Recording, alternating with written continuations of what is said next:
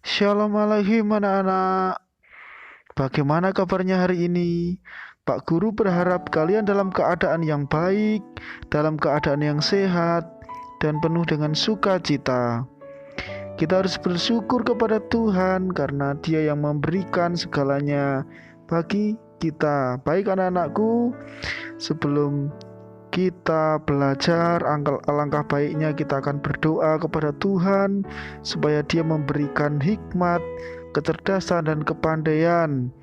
Anak-anakku bisa berdoa sendiri atau bisa dibimbing oleh orang tua masing-masing.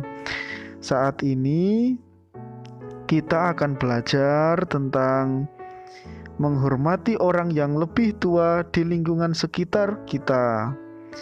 Nah, anak-anakku, kita akan melihat tujuan dari pembelajaran kita hari ini, di mana siswa mampu menceritakan contoh menghormati orang yang lebih tua yang terdapat dalam Alkitab.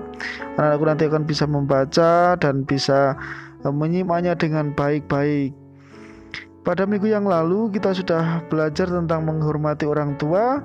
Melalui hukum Tuhan yang kelima, kita diperintahkan Tuhan untuk menghormati orang tua. Nah, hari ini kita akan belajar untuk menghormati orang yang lebih tua di sekitar kita. Orang tua bukan hanya ayah dan ibu saja, tetapi orang yang lebih tua, misalnya kakek dan nenek, paman dan bibi, termasuk tetangga kita yang lebih tua dari kita ya. Anak-anakku, mari kita mengenal orang yang lebih tua di sekitar kita. Siapa saja ya?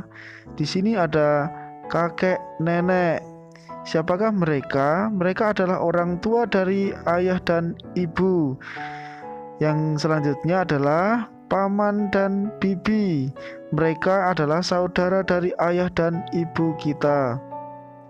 Selanjutnya adalah bapak ibu guru yang mendidik kita di sekolah. Yang selanjutnya ada contoh lagi ini, bapak RT.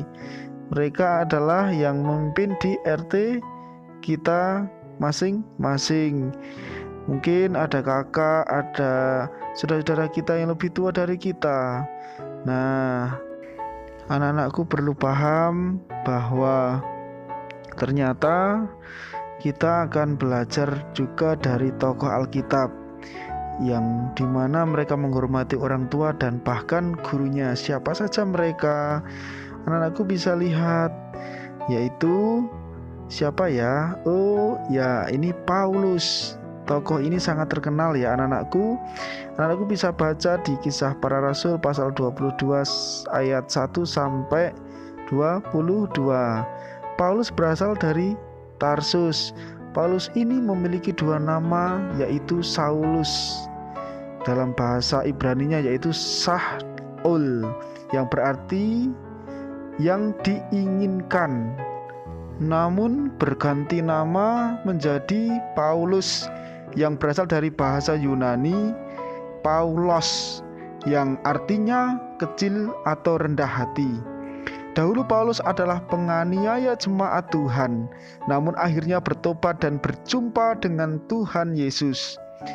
Paulus dibesarkan di Yerusalem dan dididik dengan teliti oleh gurunya yang bernama Gamaliel.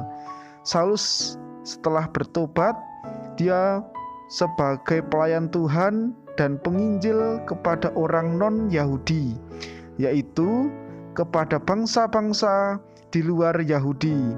Selain menjadi pelayan Tuhan atau penginjil, Paulus juga seorang pembuat kemah. Anak-anakku harus paham ya. Nah, ternyata Paulus ini juga memiliki seorang murid yang bernama Timotius. Timotius ini sangat menghormati keluarganya. Anak-anakku bisa baca di dalam 2 Timotius pasal 1 ayat 3 sampai 18. Dan Timotius ini juga sangat menghormati gurunya.